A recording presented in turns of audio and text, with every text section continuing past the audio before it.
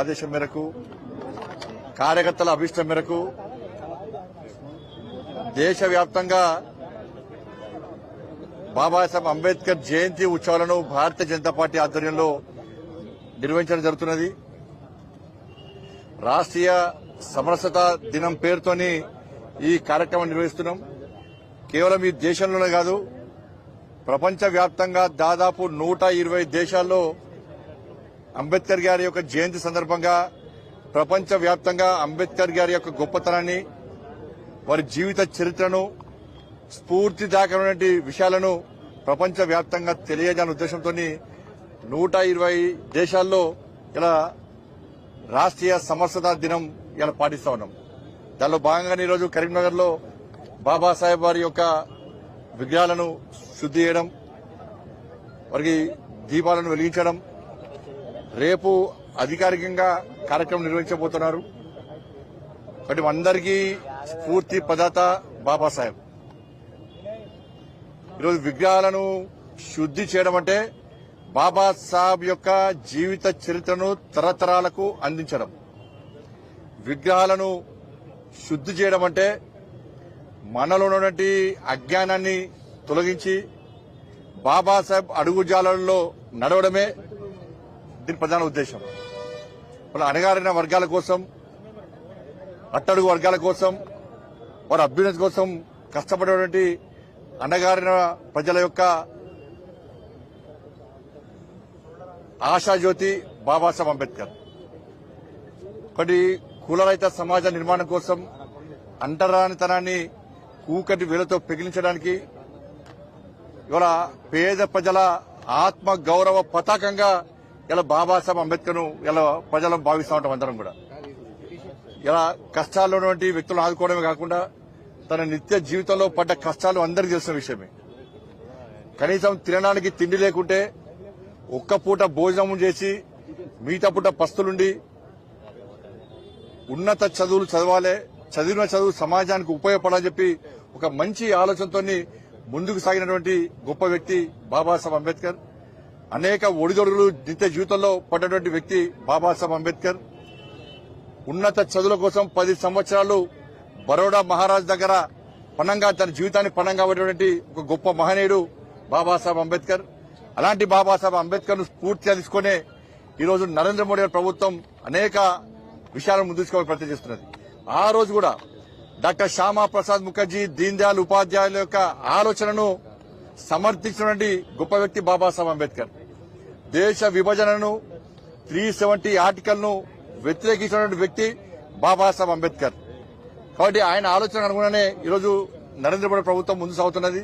దాదాపు గత ప్రభుత్వంలో ఇలా 12 మంది ఎస్సీ సామాజిక వర్గానికి సంబంధించినటువంటి ఎంపీలను మంత్రులు చేసిన ఘనత నరేంద్ర మోడీ ప్రభుత్వాన్ని.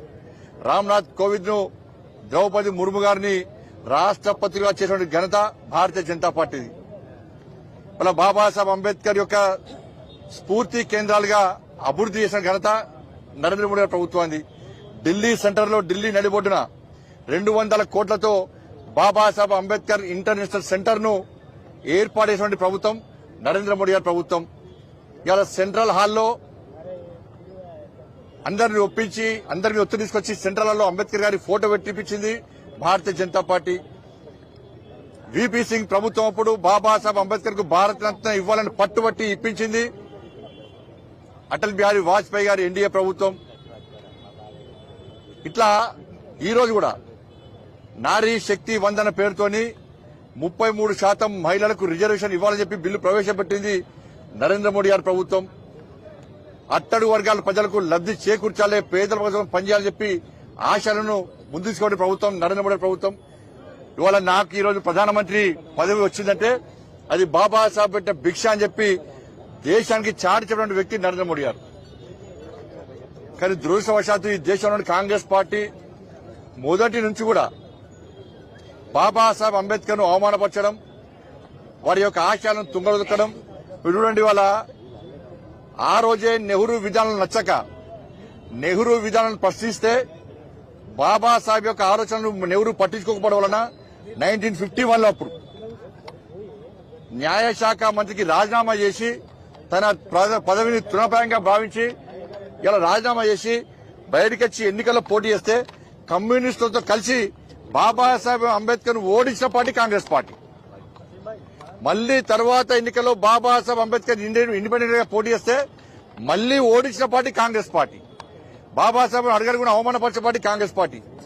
బాబాసాహెబ్ అంబేద్కర్ ను ఓడించినటువంటి కజ్గోర్ గారు అనేటువంటి వ్యక్తికి పద్మభూషణ్ ఇచ్చి, బాబాసాహెబ్ అంబేద్కర్ గారిని ఓడించినటువంటి వ్యక్తికి పద్మభూషణ్ ఇచ్చి సత్కరించిన పార్టీ కాంగ్రెస్ పార్టీ. చివరకు బాబాసాహెబ్ అంబేద్కర్ యొక్క మృతదేహాన్ని ఢిల్లీలో ఉంచకుండా ముంబైకి తరలించిన పార్టీ కాంగ్రెస్ పార్టీ.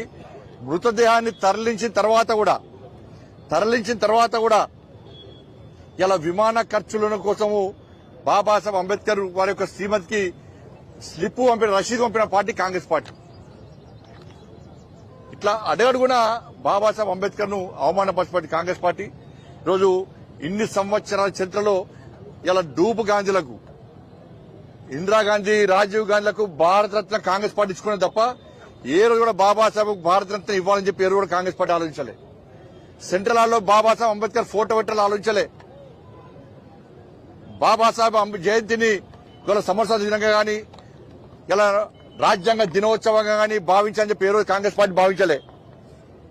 కానీ అన్నింటికీ ఇలా బాబాసాహెబ్ అంబేద్కర్ స్ఫూర్తిగా ఉంచాలి, తరతరాలు గుర్తించేది ఉండాలని చెప్పి నరేంద్ర మోడీ గారి ప్రభుత్వం వారిని స్ఫూర్తి చేసుకొని ముందుకు పోతుంది. కాబట్టి రేపు జరిగే జయంతి కార్యక్రమాన్ని కూడా ప్రతి ఒక్కరు కూడా రాజకీయాలకు అతీతంగా ఘనంగా నిర్వహించుకొని వారిని ఆదర్శంగా తీసుకొని వారు ఏ కష్టాలు పడ్డారో ఆ కష్టాలు భవిష్యత్తులో రాకుండా, వారు ఏ అవమానాలకు గురైనారో అటువంటి సమాజాన్ని దూరం పెట్టి ఒక మంచి సమాజ నిర్మాణం కోసం అందరం కలిసికట్టిగా కృషి చేయాల్సిందిగా అందరికీ విజ్ఞప్తి చేస్తూ ఆ బాబాసాహెబ్ అంబేద్కర్ ఆశయాలకు అనుగుణంగా భారతీయ జనతా పార్టీ ప్రభుత్వం ముందుకు సాగుతుందని చెప్పి తెలియజేస్తున్నాం. ధన్యవాదాలు. ఇక వేరే ఓన్లీ అంబేద్కర్.